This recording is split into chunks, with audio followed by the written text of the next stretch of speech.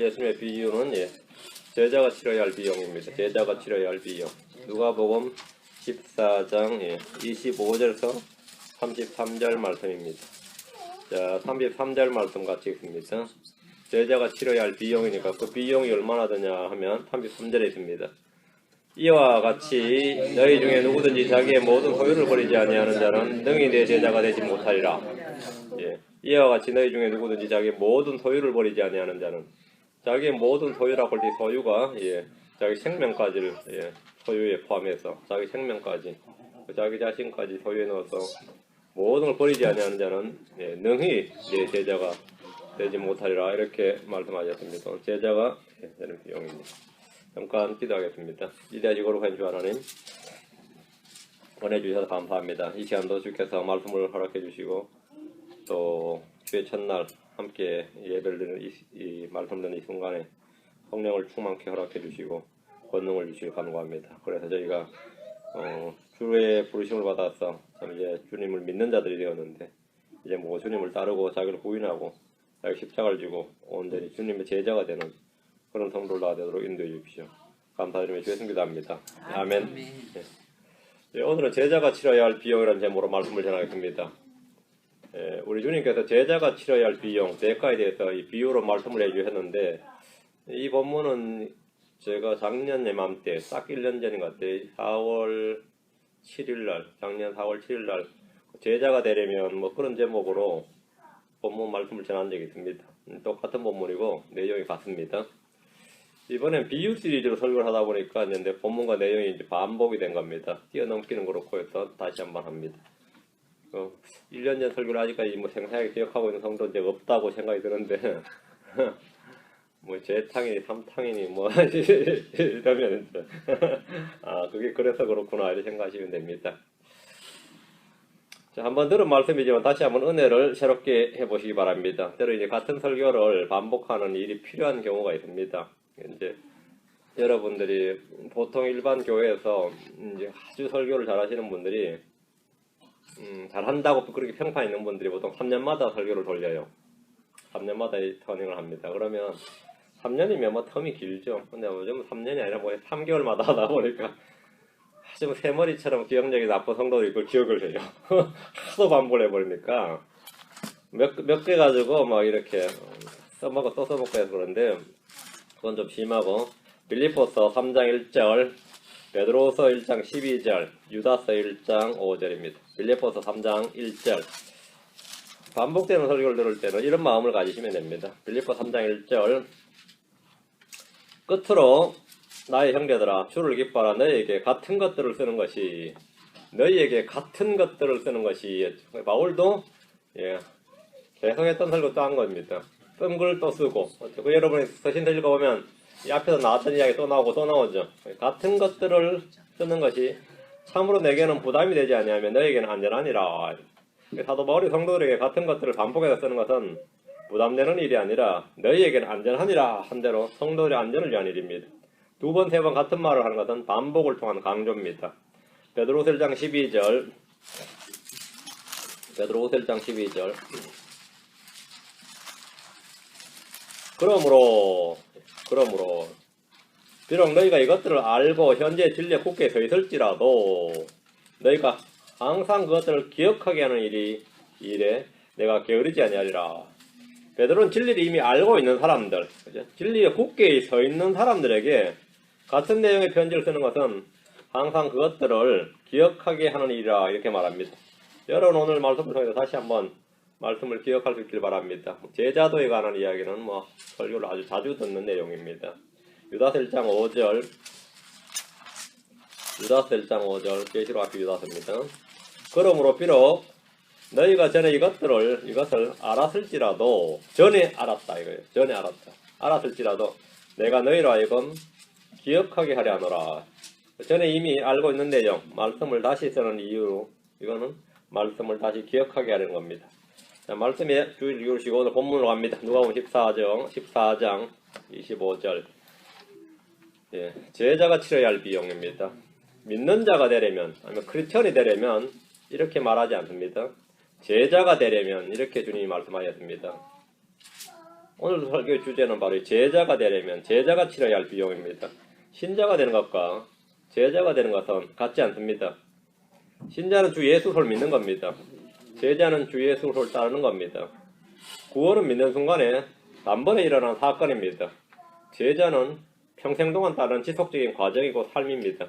구원은 안식하는 것이지만 주님 앞에 와서 주님 안에서 그리스도 안에서 쉬는 것, 영적인 쉼을 얻는 안식하는 것이지만 제자가 되는 것은 그분의 멍에를 메고 그분에서 배우는 겁니다. 제자는 그리스도를 위해 고난을 받는 겁니다. 구원은 믿음의 결과이고 제자는 믿음에 순종하는 것입니다. 구원은 복음을 믿어야 되는 것이라면 제자는 말씀에 꾸준히 거함으로 지속적으로 꾸준히 너희가 내 말에 꾸준히 거하면 제자가 되고 있습니다. 꾸준히 거함으로 되는 겁니다. 구원은 단 한 번 그리스도를 믿고 시인함으로 되는 것이고 제자는 날마다 단 한 번이 아닙니다. 날마다 자기를 부인하고 그리스도를 따름으로 되는 겁니다. 구원받는 데는 오직 믿음만 필요하지만 제자가 되는 데는 훈련이 필요합니다. 제자라는 뜻 자체가 훈련이라는 뜻입니다. 구원은 하나님의 선물을 받는 것이라면 제자는 하나님의 가르침, 징계, 훈련, 고난 등을 모두 다 받는 겁니다. 구원은 은혜로 누구나 받을 수 있지만 제자는 누구나 받을 수 있는 것이 아닙니다. 주님께서는 제자가 되지 못하는 사람들, 제자로서 부적합한 자들에 대해서 말씀하셨습니다. 이미 자신을 믿는데도 불구하고 제자가 될 수 없는 사람들, 신자가 될 수 없는 사람은 없어요. 제자가 될 수 없는 사람은 있습니다. 어떤 분이 제자하고 신자를 구분하면 안 된다고, 그런 건 없다고 그런 게 있습니다. 분명히 예수를 믿는데 제자가 되게 해달라는데 주님께서 그건 거절하고 가서 내가 너에게 얼마나 큰 일을 했는지 네 가족 친족들에 고하라. 제자가 되는 거 거부하고 신자가 되는 것과 제자가 되는 건 다릅니다. 구분이 딱 되죠. 구원은 하나님이 우리를 위해 행하신 일에 대한 것이라면 제자가 되는 것은 우리가 주를 위해서 행해야 하는 일입니다. 주님께서는 신자가 되기에 부족한 판자는 없다요. 그런 사람은 세상에 존재하지 않습니다. 그러나 제자가 되기에 부족한 판자는 많이 있습니다. 주를 따르겠나이다 했지만 주님께서 이렇게 해서 거절하신 예도 있습니다. 신자가 되는 걸 거절한 예는 없습니다. 그런 예는 없습니다.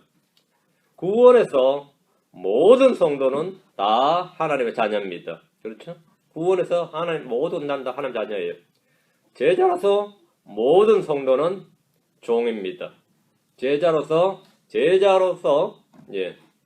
신자는 다 하나님의 그래서 종입니다. 나는 종이 아니라 자녀입니다. 이런 말 하는 분 있죠. 어떤 그런 말 하는 분 있죠. 신자로서는 자녀예요. 제자로서는 종입니다. 구원은 내게 오라. 주님께 다 내게로 오랍니다. 제자는 다 가라 합니다. 세상으로 가라. 가라. 오라가 아니라 가라 합니다. 가라는 제자입니다. 오라는 신자입니다. 주님은 나를 따라오라. 나를 따라오라. 내게로 오라. 신자입니다. 나를 따라오라. 제자입니다. 구원은 예수를 믿으라는 명령에 순종하면 됩니다. 구원받기 위해서 우리가 할 수 있는 일은 복음을 듣고 믿는 것이 전부입니다. 그 외에 더 할 것이 없습니다. 제자가 되는 것은 그리스도의 명령들에 순종해야 됩니다. 구원은 죄인들이 그분의 말씀을 듣고 믿는 것이고 제자는 이미 믿는 성도들이 그분의 말씀을 듣고 순종하는 겁니다. 만약 어떤 사람이 구원받기 위해서 제자에게 요구되는 명령들을 행하려 한다면 그는 결코 구원받지 못할 것입니다. 성경에 있는 많은 명령들은 구원받지 못한 죄인들에게 주신 것들이 아니라 이미 구원받은 신자들에게 주어진 실행 명령들입니다. 성도들은 구원받았기 때문에 제자로의 부름, 헌신의 결단 등으로 주의 명령을 따른 겁니다. 선한 행위는 구원의 조건이 아니라 구원의 결과입니다. 구원은 그리스도의 십자가요. 제자란 자기 자신이 지고 가야 할 십자가입니다. 구원은 완전합니다. 제자로서 우리는 언제나 불완전하며 미완성이고 앞에 놓인 것들을 쫓아가는 겁니다. 구원은 영원히 안전합니다. 제자는 결격 사유가 발생하거나 버림받거나 떠날 수 있습니다. 제자로의 삶은 포기할 수가 있다 이 말입니다. 그리고 하나님께 잘리는 수도 있습니다. 제자로서는 더 이상 제자가 되지 못하리라. 능히 제자가 되지 못하리라. 신자는 그런 게 없습니다. 신자는 그런 게 없습니다. 제자가 되는 것은 구원의 조건이 아니라 구원받은 사람의 자발적인 순종과 헌신에 따르는 것입니다. 제자가 되는 데는 값비싼 대가를 치러야 됩니다. 여러분이 신자가 되기 위해서 치러야 할 대가는 없습니다. 주님이 다 치르셨습니다. 제자가 되기 위해서는 각자 치러야 할 대가, 비용이 있습니다. 오늘 누가복음 14장이 바로 그 이야기입니다. 25절 누가복음 14장 25절 본문을 봅니다. 큰 무리들이 그분과 함께 갈 때 그분께서 돌아서서 그들에게 이르시되, 몇몇 소수의 사람들이 아니라 큰 무리들이 그분과 함께 가고 있습니다. 많은 사람들이 주님을 따르고 있습니다. 큰 무리들이 주님과 함께 길을 가며 그분의 제자들이 되고자 합니다. 자원에서 주님을 따르는 무리들이었습니다. 주님이 부르시고 택한 사도들과 달리 주님의 표적과 권능과 이적과 놀라운 말씀 등을 통해서 그분에게 모여든 사람들이고, 그분이 가면 뒤를 줄줄 따라다니는 사람들. 주님은 돌아서서 자신을 따르는 그들에게 뭔가 말씀하셨습니다. 그분께서 돌아서서 그들에게 이르시되, 돌아서서 그들이 누굽니까? 자기를 따르는 자들이다. 뭔가 말씀하셨어요. 나를 이렇게 따라주니까 고맙다. 그렇게 말씀하셨어요. 뭐라 말씀하셨어요? 환영의 인사한 말이 아닙니다. 그들에게 뭔가 임무, 미션을 준 것도 아닙니다. 주님이 뭔가 말씀을 하셨는데, 26절 어떤 사람이 내게 오면서 자기 아버지나 어머니나 아내나 자녀나 형제나 자매나 참으로 자기 생명도 미워하지 아니하면 능히 내 제자가 되지 못하고, 주님께서 이렇게 말씀하셨어요. 자기를 따르는 자들에게, 지금 자기를 따라오는 무리들에게 말씀하신 겁니다. 참 참물 게 없는 말이죠. 지금은 사람들 토닥토닥 이거 사람을 모을 때지 그러면 안 됩니다. 지금은 새를 모을 때지 주님 이러시면 곤란합니다. 뭐 이런 상황이란 말이죠. 26절에. 사람이 모여들고 있는데 완전 막 팍삭 깨놓는 이야기란 말이죠. 주님은 제자들이 되겠다고 자신을 따르는 이들을 향해서 돌아서서 이렇게 말씀을 하셨어요. 참으로 찬바람이 몰아치는 싸늘한 말씀이 아닐 수가 없습니다. 주님을 따르겠다고 동행하는 사람들 향해서 너희는 가족과 친족과 같은 혈육의 정을 모두 끊었느냐고 묻는 겁니다. 끊은 정도가 아니라 미워해야 한다고 말씀하십니다. 가족은 물론이고 자기 생명도 미워하지 않으면 능히 내 제자가 되지 못한다 이렇게 하셨습니다. 이는 어느 이단 교주나 사이비 교주가 한 말이 아닙니다. 요즘 누가 이렇게 말하면 이거 완전히 뭐 가정 파괴범에다가 이거는 신문에 날 일이지. 주 예수 그리스도께서 자신과 함께 가던 큰 무리들 향해서 하신 말씀입니다. 어떤 사람이 내게 와서 내 제자가 되려면 자기 아버지나 어머니나 아내나 자녀나 형제나 자매는 물론이고 자기 생명도 미워해야 한다고 이렇게 말씀하셨습니다. 자, 서로 사랑하라, 뭐 내 원수를 사랑하라 이렇게 말씀하신 하나님께서 왜 지금 이렇게 말씀한 겁니까? 주님의 제자가 되려면 뭐 더 뜨겁게 사랑해야 한다 이렇게 말씀하시는 것이 좀 상식적이고 좀 정상적입니다. 그렇죠? 더 많이 희생하고 섬기라고 해야 정상입니다. 그런데 미워하지 아니하면 이게 좀 말이 어폐가 좀 있어 보이잖아요. 미워하지 아니하면 능히 내 제자가 되지 못하고. 듣는 이들이 놀랍고 당황스러울 정도입니다. 예수는 왜 따라요? 그래도 예수 따라서 뭔가 덕을 보자고 따른 건데 뭐 아무것도 안 나올 것 같으면 왜 예수를 따르겠습니까? 다 예수 따르겠다는 건 뭡니까? 일신의 평안은 물론이고 가족도 일으키고 말이죠. 뭔가 좀 이렇게 하려고 따르는 건데 말이죠. 주님께서 이렇게 말씀하시니까 오늘날 예수 믿어가지고 잘 되겠다는 사람들에게는 완전히 뭐 썰이빨 같은 말씀이에요. 여러분이 썰이가 내리면 어떻게 되는지 아세요? 썰이가 내리면 어제까지 파릇파릇했던 아직까지 파릇한 기운이 남았던 게 그 다음날 썰이 한번 내리고는 다 죽어버려요. 아침에 겨울 아침에 딱 이제 문을 열었는데 아침에 썰이가 이렇게 내렸는데 이야 감나무에 감이 몇 개 달랑 날리고 그 잎이 어제까지 있던 잎이 다 떨어지고 없는 거야. 썰이라는 게 그런 겁니다. 댄썰이가 내렸다 참썰이가 내렸다는 거야. 썰이빨이란 말이 얼마나 무서운지 모릅니다. 풀에게는 치명타죠. 싹 다 죽여버린 겁니다. 주의 말씀이 지금 그런 말씀입니다. 그들은 사랑하고 존경하고 섬겨야 할 대상이지 미워할 수도 없고 미워해서도 안 되는 그게 부모고 자기 형제죠. 그런데 미워하지 아니하면 예수님의 제자가 되는 조건이 가족을 미워하는 것이고 자기 생명을 미워하는 것이라면 누가 주 예수님을 따르겠습니까? 대체 누가 따르겠어요? 지금 주님을 따르는 큰 무리들은 예수님을 따르는 것이 그래서 그나마 이익이고 성공과 출세의 길이라고 생각하고 판단하고 있습니다. 그래서 따르는 겁니다. 이 시간에 왜 주님을 줄줄 따라다니겠습니까?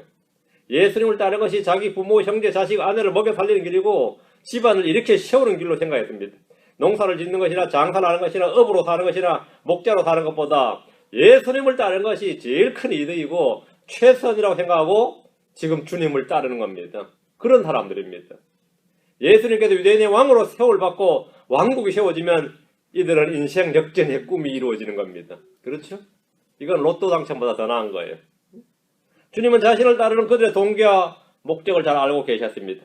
예수님을 따르는 길은 고난의 길이고 모욕과 수치와 박해를 받는 길인데 이들은 정반대로 알고 있었던 겁니다. 예수님을 따르면 그들은 자기 부모나 아내나 자식을 먹여 살리는 것이 아니라 가난과 죽음으로 내모는 겁니다. 예수 따랐다가는 누가 월급 줍니까? 응? 누가 월급 줘요? 이건 뭐 가족들에게는 뭐 치명타죠. 응? 치명타라고. 예수님을 따르면 가족도 가족이지만 자기 생명조차도 위험합니다. 예수님의 제자란 타이틀은 자신의 가족에게나 자신에게나 오점이고 오명이고 세상의 쓰레기처럼 치부되는 일이었습니다. 이것은 한마디로 자기 가족과 자기 자신을 미워하는 일입니다. 당신이 나를 미워하지만 예수를 따를 수 없다는 거죠. 어? 가족을 생각해서는 예수를 따를 수 없다. 가족을 생각해서는. 지금 이 시대에 예수 믿는 일은 그저 먹기죠. 당시 예수를 믿는다는 것, 예수를 따른다는 것은 가족들의 입장에서 봤을 때는 원수예요, 원수. 이 인간이 우리를 생각해서는 예수 따른다는 소리 못하리라. 예수님의 제자가 된다는 것은 세상에서 얻는 것은 없고 잃는 것뿐인 그런 사람이, 그런 삶이 되는 겁니다. 당시 유대사회에서 예수님의 제자로 살겠다는 것은 회당에서 출애되는 것은 기본이고 모든 걸 포기했다는 것을 선언하는 것이나 다름없습니다. 참 너무 자신을 학대하지 마세요. 자기 자신을 미워하지 마세요. 이 길이 예수 믿는다. 예수 따른다는 겁니다. 예수 따른다는 거예요. 누군가 예수님께 와서 그분을 따르는 제자가 되겠다고 하면 그 부모는 내가 부모를 조금이라도 생각한다면 그럴 수 없다고 할 겁니다. 그 안에는 당신이 나를 조금이라도 사랑한다면 아니면 생각한다면 그런 결정을 도저히 내릴 수 없다고 말할 겁니다. 자식들은 아버지가 정신이 제대로 바뀌었다면 그럴 수 없는 일이다.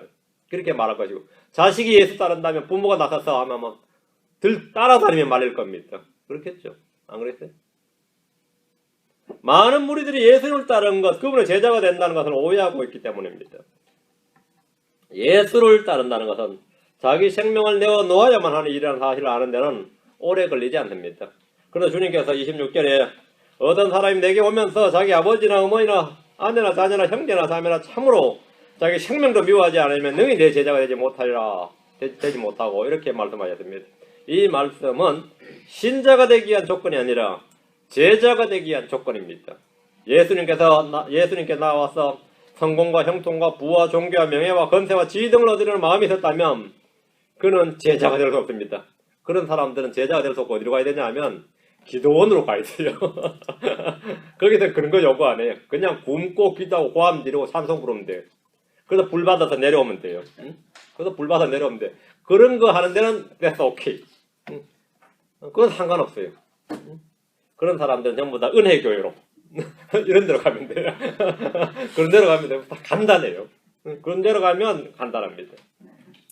그럼 거기 가면 뭘 가르쳐줘요? 성공과 영통과 부와 종교와 명예와 건세를 얻을 수 있는 방법이 뭡니까? 주여 삼창하고 금식하고 기도하고 스트레스 대해서 한번 갔다 오고 산기도 한번 가고 뭐 이렇게 프로그램들을 척척척척 하면 되는 사람이 있어요. 분명히. 지금 분명히 되는 사람이 몇 있어요. 그거 없으면 아무도 안 믿죠. 되는 사람 나와서 또 이제 한번 간증 한번 해주고 나 이렇게 성공했다 이러면 따르죠. 자기들 중에 없으면 누가 하면 됩니까? 연예인 불러오면 돼요. 뭐 요즘 뭐 허씨도 와서 요즘 LA 카운티 오렌지 카운티 돌면서 지금 교회마다 지금 간증하고 있나 보다. 웃기는 사람이죠. 어느 분야의 대가나 거장으로 불리는 사람의 제자가 되면 유익이 참 많습니다. 맞죠?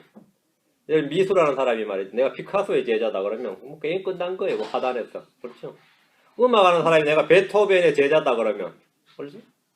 그런 사람 뭐 완전히 뭐 그 하나만으로 먹고 사는데 지장이 없죠. 분명히 출세나 성공에 큰 도움이 됩니다. 내가 예수님의 제자다 그러면 전부 돌들죠. 근데 내가 예수님의 제자다 이러면 뭐 되는 거죠? 자기 부모, 형제, 자식은 물론이고 처자식은 물론이고 자기 자신에게도 아무런 유익이 없습니다. 아무런 유익이 없어요. 자, 27절. 누구든지 자기 십자가를 지고 나를 따라오지 아니하는 자도 능히 내 제자가 되지 못하리라. 주님은 무리들에게 또 한 번의 충격적인 말씀을 선언하셨습니다. 누구든지 예수님의 제자가 되기 위해서는 자기 십자가를 지고 주님을 따라야 한다는 겁니다. 십자가는 당대 최고의 악질 범죄자들을 처단하는 데 쓰인 사형틀입니다. 십자가를 지고 주님을 따라야 한다는 겁니다. 십자가, 프랑스의 단두대나, 그렇죠? 이거 미국의 전기의자와 같은 그런 겁니다. 전기의자. 십자가형이 확정되면 그 사람은 처형장까지 자기가 못 박힐 나무 십자가를 지고 가야 됩니다. 한국에서는 이제 그나마 이 사형 방법이 인도적이어서 주로 이 약을 먹게 했는데 말이죠. 그 다음에 약사발 앞에 두고 또 임금 있는 쪽으로 절 3번 하고 약사발 마시는데 이 약의 조제술이 요즘처럼 좋지가 않아가지고요. 먹어도 마셔도 안 죽는 거라.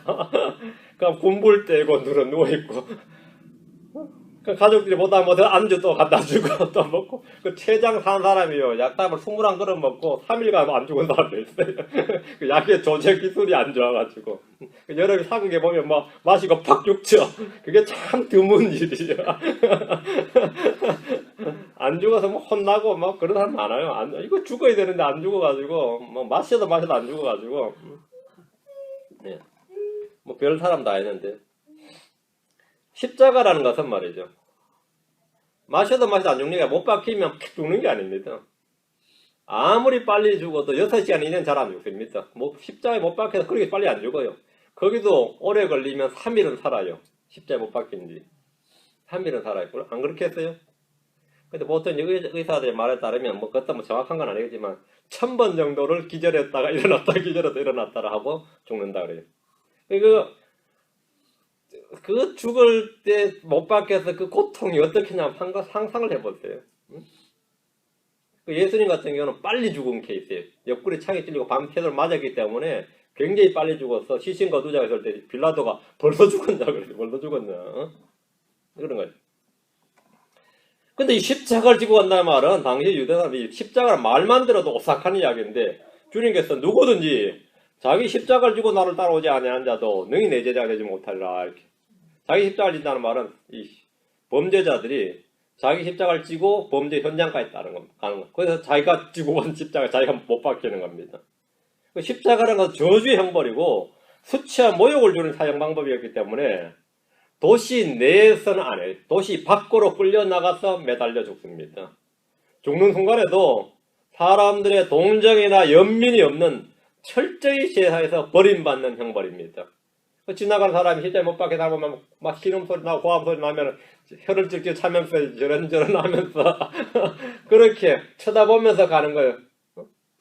옷을 홀딱 벗겨놓고 말이죠. 그렇게 가장 수치스럽게 그렇게 죽는 거예요. 그게 십자가입니다. 주님께서 누구든지 자기 십자가를 지고 나를 따라오라 이렇게 하심으로써 주님을 따르는 자는 졸지 뭐가 되죠? 주님을 따르는 난 주님 따라요. 그럼 졸지 뭐가 된 거죠? 세상에서 최악질의 불법자고 범죄자로 인정받는 거죠. 최악질의 범죄자, 최악질의 뭡니까? 사형수로서 십자가형을 언도받은 그런 사형수고 세상의 온갖 수치와 멸시를 다 받는 한마디로 하면 인간 쓰레기, 뭐 세상의 오물 이렇게 여김을 받으면서 살다가 질질 끌어내며 살다가 죽는 거야. 그게 자기 십자가를 지고 나를 따른 겁니다. 주님의 제자가 되는 것에 대해서 기쁨이나 자랑스러움 전혀 없고 수치와 모욕을 받으면서 따라야 한다는 겁니다. 십자가를 지고 따르면 결국 결과는 뭐죠? 십자가를 지고 따랐으니까 십자가에 못 박히는 거죠. 그 마지막 결과는 결국 십자가에 못 박히는 겁니다. 주님께서 누구든지 자기 십자가를 지고 나를 따라오지 아니하는 자도 너희 내 제자가 되지 못하라고 하신 말씀은 듣는 이들의 마음에 독약을 뿌린 것 같은 말씀이에요. 주님 지금 졸래졸래 따르면서 즐거운 마음으로 따르고 있는데 주님 이렇게 말씀하셨어요. 그럼 그 듣는 사람은 어떻겠습니까?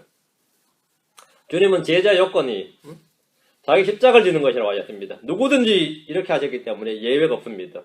주님의 제자가 되기 위해서는 높은 학식이나 넘치는 지혜나 명철이 요구되지 않습니다. 강한 체력이나 고귀한 혈통이 요구되지 않습니다. 일정한 나이나 사회적 직위나 경력을 요구하신 것도 아닙니다. 주님께서 누구에게나 요구하신 제자 요건 하나, 나의 제자가 되려거든 말이에요. 자기 십자가를 지고 주님을 따르는 겁니다. 마태복음 16장 24절에 그때 예수님께서 자기 제자들에게 이르시되 어떤 사람이 나를 따라오려거든 자기를 부인하고 자기 십자가를 지고 나를 따를지니라. 누구든지 따라오려면 따라오라고 하셨습니다. 단 자기를 부인하고 자기 십자가를 지고 따르라고 하십니다. 자기 부인이란 한마디로 나는 아니다. 내가 아니요 이 말입니다. 자신이 아무것도 아닌 자고 무익한 종이고 죄와 티끌 같고 부정한 물건 같고 가증스러운 자고 내 육신 안에 아무런 선한 것이 없고 죄성을 지닌 사람을 인정하는 겁니다. 그게 자기 부인입니다. 자기 부인이란 나의 선함이나 나의 의나 거룩함이나 아름다움이나 지혜적 모든 걸 다 부정하는 겁니다. 부인하는 겁니다. 부정적인 모든 것은 다 인정합니다. 대신에 누가복음 9장 3절에 또 그분께서 그들 모두에게 이르시되 어떤 사람이 나를 따라오려거든 자기를 부인하고 날마다 자기 십자가를 지고 나를 따를지니라. 어떤 사람이 주님을 따르려 하면 자기를 부인하고 날마다 자기 십자가를 지고 주님을 따라야 됩니다. 주님을 따르려면 자신이 높아지고자 하는 마음을 부인해야 됩니다. 사람들의 칭찬을 구하거나 명예나 인기 등을 단호히 부인해야 됩니다. 현 세상에서 성공과 형통과 부와 장수와 같은 모든 육신적인 것을 철저히 포기해야 할 뿐 아니라 부인해야 됩니다. 때로 마귀는 제자들에게 세상에 좋은 것들을 제공하는데 그것이 올무인 줄 모르고 부인하지 못함으로써 실족하고 멸망한 이들이 많이 있습니다. 육신의 안락을 부인해야 됩니다. 부인한다는 것은 추구하지 말아야 하는 것은 물론이고 그것이 주어져도 포기하고 버려야 한다는 겁니다. 예수를 위해서 더 좋은 학교, 더 좋은 직장, 더 많은 연봉, 더 좋은 거주지, 더 나은 무언가를 포기하고 버려야 된다는 겁니다. 그런 거 부인해 본 적 있습니까? 예수를 위해서. 예수를 위해서. 부인한다는 것은 포기하고 거부하는 겁니다. 자기를 부인하는 일은 자기를 포기하고 거부하는 겁니다. 자기를 포기하는 겁니다. 주님의 제자가 되려면 하루 이틀로 끝나는 것이 아니라 날마다 자기 십자가를 지고 주님을 따라야 됩니다. 죄로 인해 받는 고난은 자기 십자가가 아닙니다. 마귀가 주는 다양한 시험은 자기 십자가가 아닙니다. 주님이 주시는 징계와 훈련은 자기 십자가 아닙니다. 자기 욕심에 이끌려 받는 여러 가지 시험은 결코 자기 십자가 아닙니다. 내가 안고 있는 걱정이나 근심이나 염려와 내가 해야 할 일, 내가 갚고 싶은 원수들, 내가 진 짐들, 내가 걸어야 할 길은 결코 자기 십자가 아닙니다. 그런 것은 우리가 져야 하는 것이 아니라 주님께 맡겨야 할 짐입니다. 그건 주님께 맡기면 되는 겁니다. 주님께 맡겨야 할 것을 지고서 이걸 자기 십자가를 진 줄 알면 그것도 바보 같은 짓이지. 주님이 내게 맡기라 그러는데 no thank you 하면서 자기 짓을 강한 어깨를 주옵소서 하면서 주여 견딜 수 있는 힘을 주옵소서 이러면 그것도 골치 아픈 이야기예요. 주님 내게 맡기라 그러는데 괜찮습니다. 내게 대신 힘을 주옵소서 그걸 자기 십자가인 줄 알면 그것도 골치 아픈 이야기죠. 자기 십자가란 자아를 죽이기 위해서 마련된 사형틀입니다. 주님은 우리의 자아를 개발해 주지 않습니다. 우리의 자아를 개선해 주시거나 개혁해 주시지 않습니다. 십자가에 못 박혀야 한다고 선언하시고 이미 그리스도와 함께 십자가에 처형해 버리셨습니다. 우리의 옛사람과 육신과 정과 욕심은 그리스도와 함께 십자가에 못 박힌 것들로서 우리가 날마다 져야 할 자기 십자가입니다.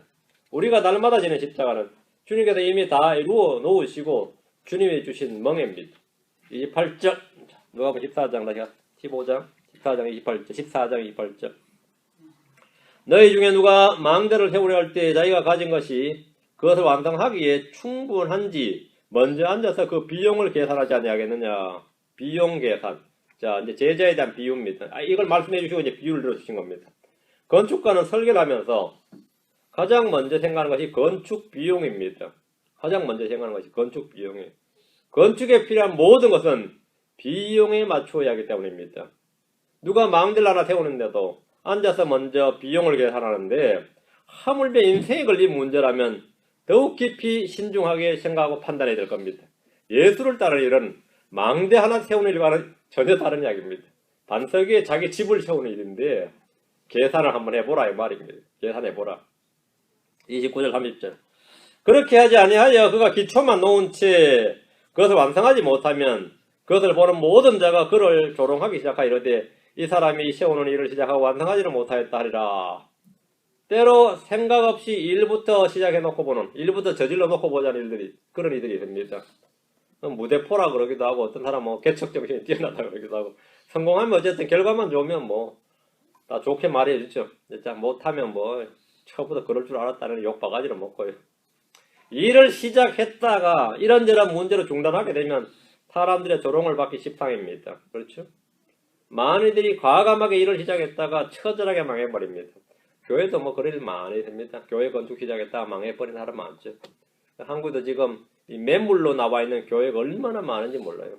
은행에 차압당한 교회들이 지금 엄청 많이 있습니다. 교회들이. 예전에는 교회 건축한다 그러면 은행에서 돈을 잘 빌려줬어요. 은행에서. 교회가 돈 안 갚는 일은 없으니까. 그러다 언제부터 교회에 돈 빌려주는 은행은 등신이라는 소리가 대출이 안 됩니다. 교회는. 그러다가 최근에 들어서 다시 협동조합을 중심으로 교회 돈 빌려주는 게 제일 이게 이자율이 좋다 해가지고 또 막 빌려주기 시작해가지고 건축 경기 완전 가면서 끝나버렸지. 그래서 엄청나게 지금 매물로 나와 있어요. 그러면 어떻게 생각이 다들? 29일 30일 되는 거죠. 29일 30일 되는 거죠. 조롱하는 거죠. 아예 시작을 안 했다면 비용은 날리지 않습니다. 일을 시작하면 비용을 다 날리더라도 완성을 해야 조롱을 받지 않습니다. 근데 제자의 일이라는 게 그렇습니다. 저는 예수 믿는다는 것 같더니 지금 어떻게 됐냐면 아이고 지금 아닙니다. 그게 참 황당한 이야기예요. 옛날에는 맨날 예수만 이야기하는 것 같더니만 지금 망대 비용을 하면 지금 제자에 관한 이야기를 하는 겁니다. 제자에 관한 이야기. 완성하지 못하면 말이죠. 우리는 믿음에 달려갈 길을 다 마치지 못하면 이런 겁니다. 31절 또는 어떤 왕이 다른 왕과 전쟁을 하려 할 때 자기를 치려고 2만 명을 거느리고 오는 자를 자기가 10,000명으로 당해낼 수 있을지 먼저 앉아서 곰곰이 생각해보지 아니하겠느냐. 전쟁을 치르고자 하는 왕은 더욱 철저히 승패를 따지고 계산합니다. 수백 수천 번의 시뮬레이션을 하고 가상훈련을 합니다. 전쟁 물자나 비용이나 군인들, 무기, 보급로, 외교관계 등을 다 따집니다. 이길 수 있는 전쟁인가? 이것을 생각하지 않고 전쟁한다면 그거는 전쟁 광이거나 미치광일 뿐입니다. 한국 사람들이야 뭐 전쟁을 먼저 해볼 생각을 안 하는 민족이니까 이런 일은 거의 없죠. 오는 적을 막겠다는 걸 있어서도 먼저 걸어본 적은 없으니까. 그래서 곰곰이 전쟁할 때는 다 계산을 해야 돼. 철저히 그렇게 해도 될까 말까 한 겁니다. 28절에서 31절의 핵심은 계산해보라. 다음 뭐죠? 곰곰이 생각해보라 합니다. 계산해보라. 즉 주님은 자신을 따른 큰 무리들에게 제자로서 치를 비용과 대가와 승패를 미리 계산해보고 앉아서 곰곰이 생각해보고 결정하라는 겁니다. 분위기에 끌려서 하지 말고 곰곰이 생각해보라 이거죠. 32절 만일 그렇게 할 수 없다면 다른 왕이 아직 멀리 있을 때에 그가 사신단을 보내 평화의 조건을 구하느니라. 승패를 장담할 수 없거나 이길 수 없다는 판단에 서면 왕은 즉시 사신단을 보내서 평화의 조건을 구합니다. 전쟁보다는 협상이 낫기 때문입니다.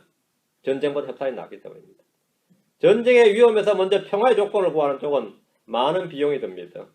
평화의 조건은 전쟁 승리에 준할 정도로 가혹하게 매겨지기 때문입니다. 평화의 조건이. 여러분이 평화의 협상에서 잘 됐다 싶은 그 협상 조건은 전쟁에서 졌을 때의 조건하고 거의 같은 걸 수용하라는 겁니다. 그게 평화의 조건이에요. 그래서 이길 수 없다면 평화의 조건을 구하는 게 낫다는 겁니다. 바른 선택과 결정이 중요합니다. 천문학적인 비용이 들더라도 바른 선택과 결정을 해야 됩니다. 주님을 따르는 제자가 되겠다는 것은 이런 선택과 결정의 문제입니다. 주님은 이미 치러야 할 비용에 대해서 말씀해 주셨습니다. 제자들이 땅에서 받게 될 것이 무엇인지 말씀해 주셨습니다. 계산해보고 생각해보고 곰곰이 생각해보고 미리 계산하고 미리 생각하고 결정하라는 겁니다. 그 결정하라고. 33절 이와 같이 너희 중에 누구든지 자기의 모든 소유를 버리지 아니하는 자는 능히 내 제자가 되지 못하리라. 이와 같이 이 말씀은 뭐죠? 망대를 건축하는 자와 같이 또는 왕과 같이 말이죠. 전쟁을 준비하는 왕과 같이 이와 같이란 말씀은 망대를 짓기 위해서 비용을 계산하는 사람과 같이 전쟁을 치는 왕이 승패를 생각하고 판단해서 평화의 조건을 구하는 것 같이 그렇게 하라는 말씀입니다. 이와 같이 너희 중에 누구든지 자기의 모든 소유를 버리지 아니하는 자는 능히 내 제자가 되지 못하리라. 제자가 되지 못하리라. 주님의 제자가 되는데 비용이 얼마입니까? 망대를 짓는데 드는 비용이나 평화의 조건을 구하는 왕이 치르는 비용보다 결코 적지 않습니다. 주님의 제자가 되기 위해서는 누구든지 자신의 모든 소유를 100%다 쏟아부어야 됩니다. 가족이든 재산이든 자신의 꿈이든 재능이든 청취이든 무엇이든 간에 자기의 모든 소유를 다 버려야 됩니다. 자신의 생명도 내놓아야 됩니다. 주님의 제자가 된다는 것은 더 이상 자신의 소유와 자아는 없다는 걸 말합니다. 당시 유대사회에서 말이죠. 예수님을 따르는 것은 문자 그대로 가족을 버리고 소유를 버려야 됐습니다. 문자 그대로.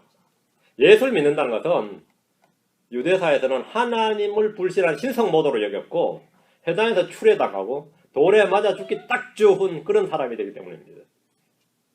가족 중에 홀로 예수를 믿고 따르면 가족을 버리기 전에 자신이 먼저 버리는 것 같습니다.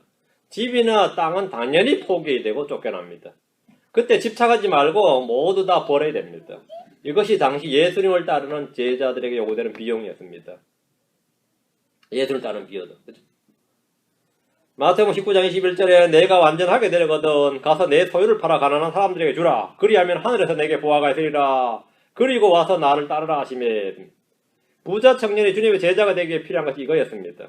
재산을 신뢰하고 있었기 때문입니다. 탐심이 있었기 때문에. 주님이 내 모든 소유를 버리라 이렇게 하면 가족이나 재산이나 외적인 것보다 육신의 정욕이나 애정이나 신뢰를 다 버리라는 겁니다. 땅에서 자신의 소유를 버린 사람은 하늘에서 보화가 있습니다. 보상은 땅에서 받는 것이 아니라 하늘에서 받습니다. 주님께서 모든 것을 버리고 따랐다고 말하는 제자들에게 보상에 대해서 말씀하셨는데 마태복음 19장 29절에 또 내 이름으로 인해 집이나 형제나 자매나 아버지나 어머니나 아내나 자녀나 토지를 버린 모든 자는 100배를 받고 또 영존한 생명을 상속받으리라. 우리는 이 말씀이 문자 그대로 성취될 것임을 알고 믿습니다. 자기의 모든 소유를 버리지 아니하는 자는 이 말씀은 자신의 집도 팔고 차도 팔고 예금 통장 없애버리고 다 헌금하고 기부하라는 말씀으로 그렇게 믿고 순종한 이 수도사들 또 그런 종파들 있죠. 그렇게 출가를 결심하면서 실제로 모든 가족과 가산 다 정리해버리고 수도원으로 들어간 그런 수도사들이 많이 있었습니다. 주님의 제자가 되기 위해서 이 말씀에 문자 그대로 믿고 순종한다면 아내는 남편 버리고 남편 아내 버리고 가족들 다 버리고 재산 다 팔아서 공동체 생활하는 종파들 또 그것이 옳다고 막 믿는 그런 이단 종파들이 제법 많이 있습니다. 캐톨릭 신부도 그런 쪽이고 수녀들도 그런 쪽이고요. 그들 다 보면 가족과 인연을 다 끊고 재산을 다 정리하죠. 그들은 자신들이 이 말씀에 순종한다고 자랑을 합니다. 이 말씀은 주님께서 제자들에게 가족 해체를 말씀하신 것이 아닙니다. 그리스도인들은 부지런히 일을 해서 가족들이나 친지들을 부양하고 돌봐야 됩니다. 디모데전서 5장 8절에도 그러나 누가 자기 친족 특히 자기 집 사람들을 부양하지 않으면 그는 믿음을 부인한 자요 불신자보다 더 나쁜 자니라 했습니다. 성경이 말씀하신 바 자기의 모든 소유를 버리지 아니하는 자는 이 말씀은 주님을 따름으로 모든 것을 포기해야 될 상황이 오면 버리라는 겁니다. 그리스도를 따름으로 부모나 형제나 아내나 자식 같은 가족들 그동안 피땀 흘려 모은 재산들 자신의 모든 꿈과 야망을 버려야 한다면 버리라는 겁니다. 자기 소유를 버리지 못해서 주님을 버리는 일이 없도록 해야 한다는 겁니다.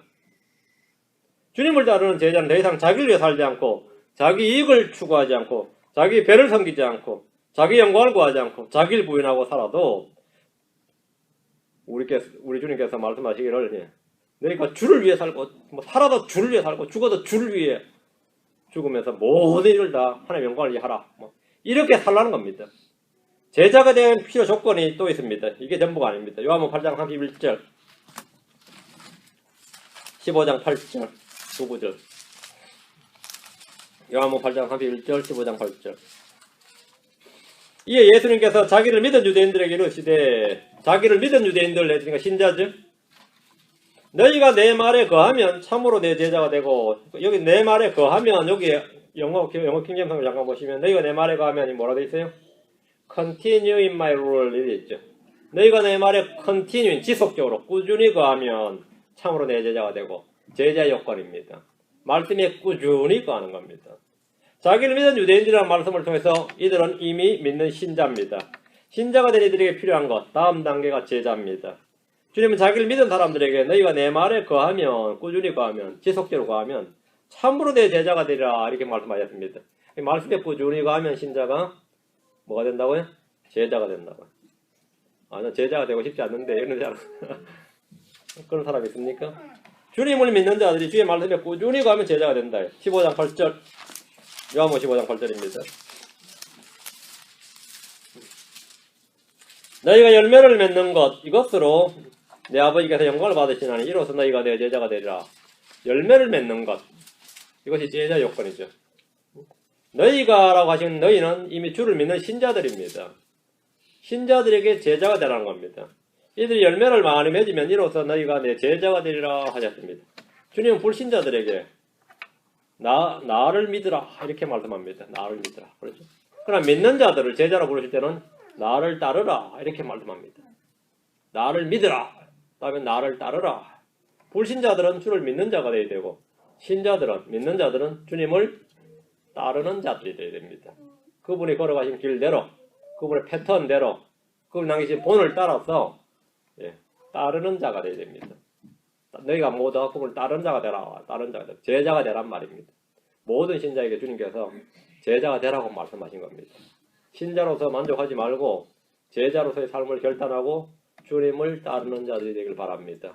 주님을 따르는 주님을 따르는 자들인데 예산을 잘못 세우면 안 돼요.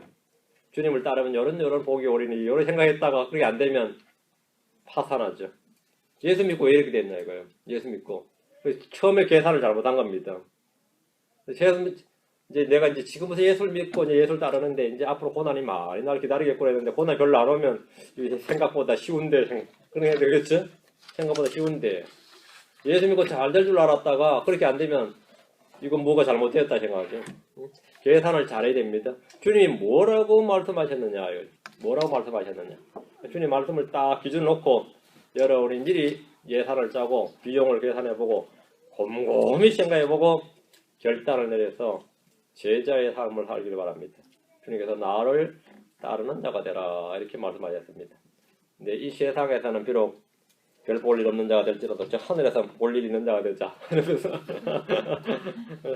이 세상에서 내가 지금 찌질하게 살더라도 말이죠. 하늘에서까지 찌질하게 살지는 말자. 이 세계에서는 이 모양이 꼴이지만 다가오는 세상에서는 이 모양이 꼴로 살지 말자. 이 세상에서 여러분이 이 모양이 꼴로 살아봐야 오래 살아봐야 100년이 안 됩니다. 다가오는 세상에서는 기본이 1000년으로 깔고 그게 천년왕국입니다. 기본 1000년 깔고 영원으로 가야 되기 때문에 다가오는 세상에서 찌질하게 살면 안 되지. 그거는 하루 이틀의 문제가 아니기 때문에 그래서 좋다. 지금 이 인생을 한번 투자해보자. 이렇게 생각하시고 여러분이 주님을 따르시기 바랍니다. 이게 정말 남는 장사라고 할 수 있지. 이게 진정으로 남는 장사거지. 남들이 볼 때는 이게 허비로 보이지만 이게 사실은 대박을 이루는 진정한 투자입니다. 기도합시다. 위대하시고 거룩하신 주 하나님 감사합니다. 함께 하시고 도우시고 긍휼 베풀어 주셔서 주님께서 제자가 치러야 할 대가 그 비용에 대해서 말씀해 주셨는데 저희가 말씀을 깊이 명심하고 주님께서 말씀하신 바 그 말씀을 따라서 무엇보다 우리 주님을 따라서 살아가도록 해주시기 원합니다. 그래서 저희 안에 이 세상에서는 저희가 그리스도 형상을